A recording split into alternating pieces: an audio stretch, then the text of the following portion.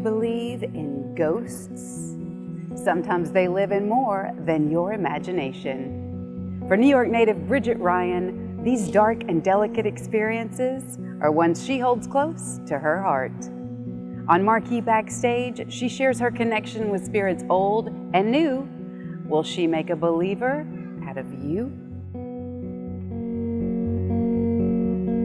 When I die, lay me in a plot alongside an above ground pool and a bright neon light. It'll keep the ghosts away at night.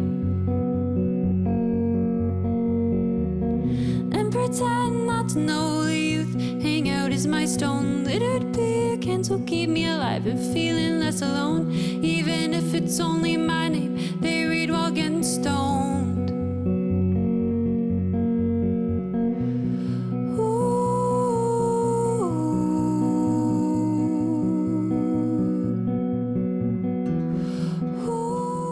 Bridget Rian, I am so excited to have you on the show. Welcome. Thanks for having me. Absolutely.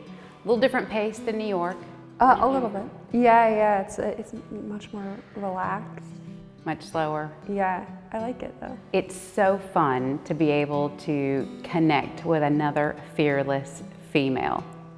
Tell me how specific females in your life have impacted the way that you have chosen to follow music and live your life in general. So I come from a line of fearless females, I guess. My grandmother, she didn't go to college when she was young, and she really wanted to. She was really smart, and her dad told her that girls don't go to college. So she ended up going to college with my mom and my aunt when they all went together. And she went for social work. That is so neat. Yeah, and so my mom always says that she's the original feminist, and she always fought for her girls. And she was like this. She came off as like this really like conservative Christian lady, but definitely was a a feminist. And my mom is a really strong woman. Also, she is a retired detective, and I can't imagine doing that job. And she's like the go-to person for all my friends too, because she just handles everything. Fearless. Oh yeah. So what are some memories that you remember being in the house with her as a young girl and going, Mom's pretty cool? I mean, my mom just always was so reliable, and I've only seen her like go cop like twice in my life, but it's just, I feel like I was raised that I could be like anything that I want, or like equal to any guy, because my mom like is like more of a man than a lot of men that I know. That sounds terrible, but like, yeah, she's awesome. She can hang with the best of them. Any situations that you remember that she got into that you saw her strength? Yeah, well, when I was younger, I think I was in like high school, and she saw this guy harassing this like 80-year-old veteran. I don't know what it was about, but this poor man was like, really like stressed out. I think the guy was asking for money or something, which is sad, and the like wouldn't leave the veteran alone. And my mom ended up like standing up for the guy, and I was like, who is this lady? Like I never see her like this, but it made you proud. Yeah, it made me really proud. When's the first moment you remember having a situation where you acted that way in life with someone else? Instinctively. I was in like middle school, and I was on the bus, and some girl was bullying my best friend, and I told her to hit me instead, and she didn't, but I mean, everyone on the bus like clapped. I was like, all right. That was pretty cool to stand up for what you believe in. Yeah, no, don't bully my friend. That's right, or you. Yeah. Or people you care about.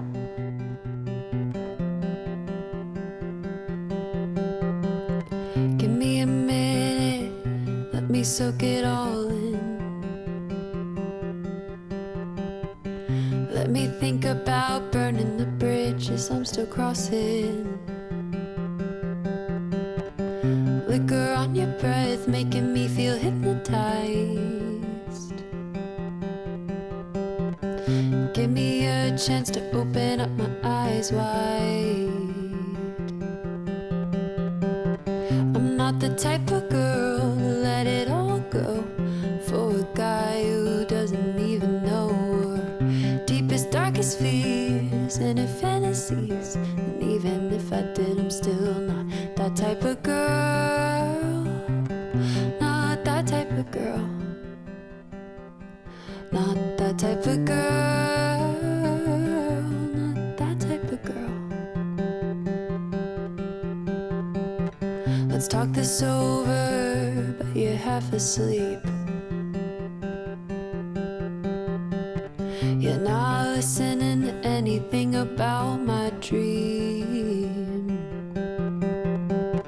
Maybe I'm stupid to think that you're the one, when all the signs are telling me get up and run. I'm not the type of girl to let it all go for a guy who doesn't even know her deepest, darkest fears and her fantasies. And even if I did, I'm still not that type of girl. Not that type of girl. Not that type of girl. Not that type of girl.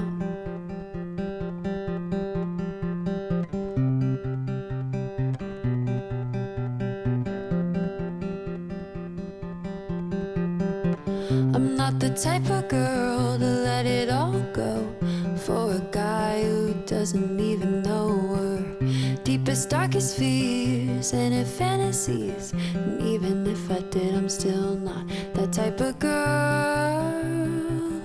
Not that type of girl. Not that type of girl. Not that type of girl.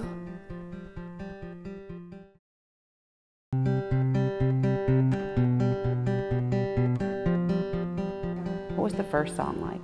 I was like 11. I don't know, about angels or something.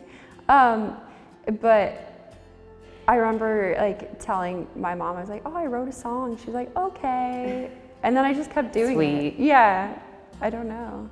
I could not tell you what that song was, but. What's the first song you remember where you literally needed to get your emotions out? I wrote this song called Granddad's Gibson about my grandfather before I moved to Nashville. And it's about how my grandfather's Gibson got sent to my cousin, and then the house burnt down in the California fires a couple years ago, with the guitar in it. And yeah, so I wrote about that, and I just like felt like I needed to get that out. Yeah. So what did your grandfather think of that song? He passed away before I wrote it, yeah. So, but I inherited the banjo. Not that I play banjo, but. But it's still a piece of him. Yeah. Which is great. Yeah, I actually, when I was deciding to move to Nashville, I was like, okay, show me a sign that I'm supposed to go to Nashville. And I was like driving in my car, and I was listening to a podcast, and I think it was like And the Writer Is. Do you know that podcast? I think Thomas Rhett was on it, and he said, like literally word for word, like when I first started playing in college, I played my granddad's Gibson. And I was like, okay, this is like really weird. I was like, I guess I'm going to Nashville. That's great. Yeah. Do you remember your granddad playing that Gibson? Oh yeah, all the time. He would play it like like when everyone was going to bed, like if I slept over at my grandparents' house, he would play for a couple hours, like after everyone went to sleep, so everyone fell asleep to him playing like old Hank Williams songs and everything. So what do you think he would think of your career now? He would think it was so cool, yeah. He would think it was really cool that I was in Nashville. So I want to dig deeper into the content of the record. The record talks a lot about death and loss, and probably like my fear of missing out. But I grew up in a home that talked about death a lot. Like my mom's job had a lot to do with death, and we would talk about dark things at the dinner table that I guess other people didn't really talk about. Do you ever drive past a trailer park, houses, a neighborhood, shops, and see people and wonder what their life is like, wonder what they're talking about when they're walking down the street? All the time. I like to say that I'm more of a writer than a musician. Like, I like to think of stories. I did like theater and acting for a while. Like, I love like people. Like, that's what I love. I love people watching. A bunch of my friends and I, like all different friends, which is funny, like pick people out and we're like, what are they saying to each other? Like what?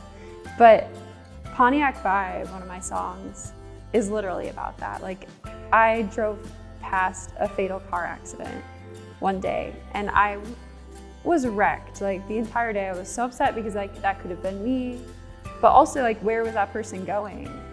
Where, who's waiting for them? No, exactly. Like, the whole song is about that. And I remember my mom was like, my mom and my sister are both like first responders, and they were like, I get sad, but why are you like but we see this every day. Yeah, and my mom was like, never go into any work like that because you can't handle it. Because I was literally crying for this person that I didn't know, because it's so sad. Like, you don't know, like, and then thinking about like the people showing up to that accident and having like, I don't know how people do that work. Eagles playing low on the radio. I feel like calling every person that I've ever known. Mind running over things that I can't control. Sitting at a green light with the doors open, a red Pontiac Vibe from Michigan, blue lights shining through the night, white sheet on the driver's side. Where were you going? Does your family know why you're not taking their phone calls? Were you gonna see your girlfriend or say goodnight to your children? Pontiac Vibe on your last night. Pontiac Vibe.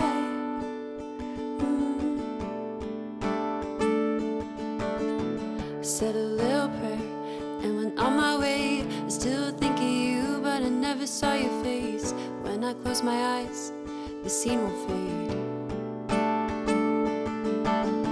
Sitting at a green light with the doors open, a red Pontiac Vibe from Michigan, blue lights shining through the night, white sheet on the driver's side.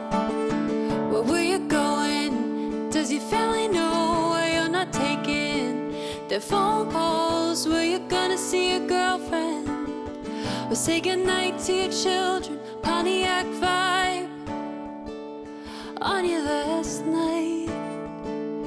Pontiac Vibe.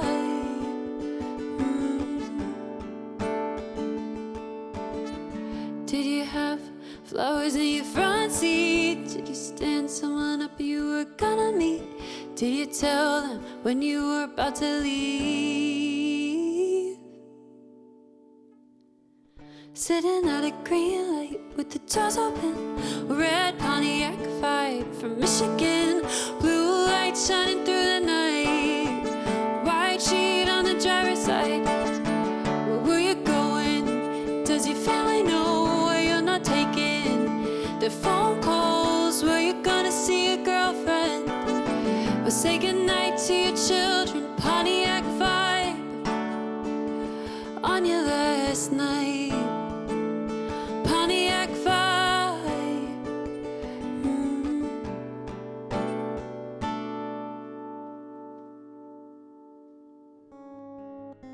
What is the most personal track on the record? The most personal track is Funeral. That is really close to my heart. I wasn't sure I wanted to put it out, but I had a bunch of people like convince me that it deserved to be heard.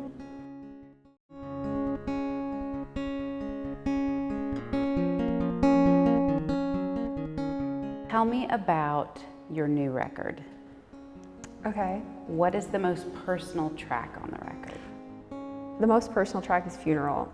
That is really close to my heart. I wasn't sure I wanted to put it out, but I had a bunch of people like convince me that it deserved to be heard. And I guess with the pandemic, it makes sense, and unfortunately, like people relate to it. But yeah, it was about a friend passed away, and I was in college, and I didn't go to his funeral. So I ended up writing that song as like an apology and like to forgive myself. So. For not going to the funeral or for not being close? All of the above, yeah, for both. So it was for healing for you. Mm-hmm. Is that the first person that you had lost outside of family that you were close to? Mm-hmm. So you had a new perspective on life. Yeah, it was shocking because I felt so young and someone that I walked to elementary school with every day, and people like called us twins. It was gone. Like that just seemed like unreal. So there's a piece of you that's missing. Yeah, yeah. I haven't like talked to him in a long time before, but yeah, he was my first best friend. So it's really. Isn't it interesting how we take relationships for granted? You know, you grew up with him. He's always going to be a part of that chapter of your life. Mm-hmm. And you kind of feel like he's always going to be in a chapter of your life. Yeah. Until you find out that there's not a new chapter coming.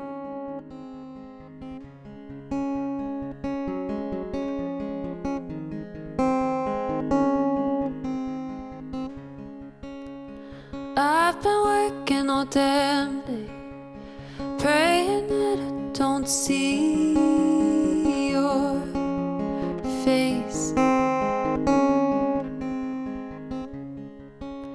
And strangers that pass by me, and in thoughts that won't seem to fade. Can't seem to let this go. You're branded on my soul. You're branded on my soul.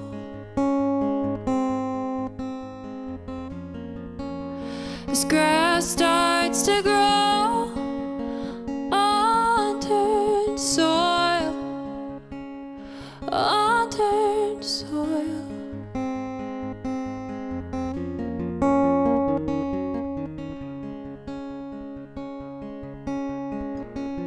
I'm sorry I didn't make it home. I'm sorry I didn't make it home.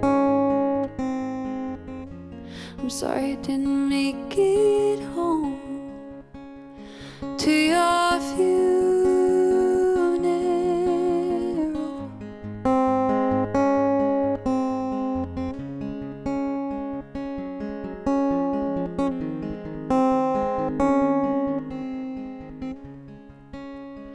I walk past your house whenever I am back in town,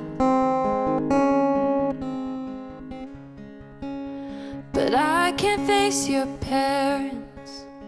When did I become such a coward? I hope this does you justice. I can't find the words. I can't find the words.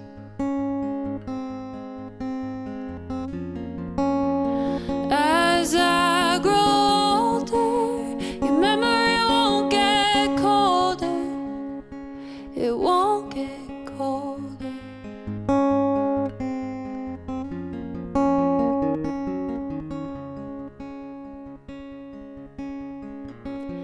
I'm sorry I didn't make it home. So tell me about ghosts. I'm intrigued. Okay, yeah.